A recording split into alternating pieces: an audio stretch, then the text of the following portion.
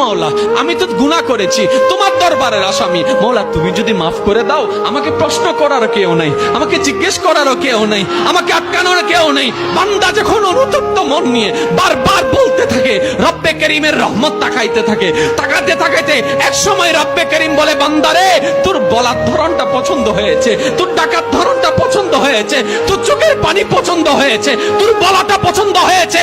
এবার মওলা বলে, আমি তোর সারা জীবনের কত গুনাহ করছিস? বান্দা বলে, মওলা 40,000 পার হয়ে গিয়েছে। কেউ বলে যে মওলা পাহাড় পরিমাণ হয়েছে, কেউ বলে যে মওলা আসমান পরিমাণ হয়েছে। এবার মওলা বলে যে আমি মাফ করে দিলাম, আমি মাফ করে দিলাম, আমি মাফ করে দিলাম, আমি মাফ করে দিলাম, আমি মাফ করে দিলাম, আমার বান্দাকে আমি মাফ করে দিলাম। ফেরেশতা বলে, মওলা এত বড় গুনাহগার, এত বড় আসামি, হাজার গুনাহগার, হাজারটা গুনাহ তওবা করেছে একবার, মাফ চেয়েছে একবার, তুমি মাফ করে দিলা, তুমি মাফ করে দিলা। রব্বে করিম বলে, মাফ করবো না তো কি করব? বান্দাটা কার দেখতে হবে না, বান্দাটা কার দেখতে হবে না। সে রহমানের কাছে মাফ চেয়ে যদি মাফ না পাই, তাহলে তো বিশ্বের কাছে মাথা নত হয়ে যাবে। আরে সে রহমানের বান্দা, জাত্তার বান্দা না, যে রহমান হচ্ছে ইন্নাল্লাহ আলা কুল্লি শাইইন কাদির। সুবহানাল্লাহ।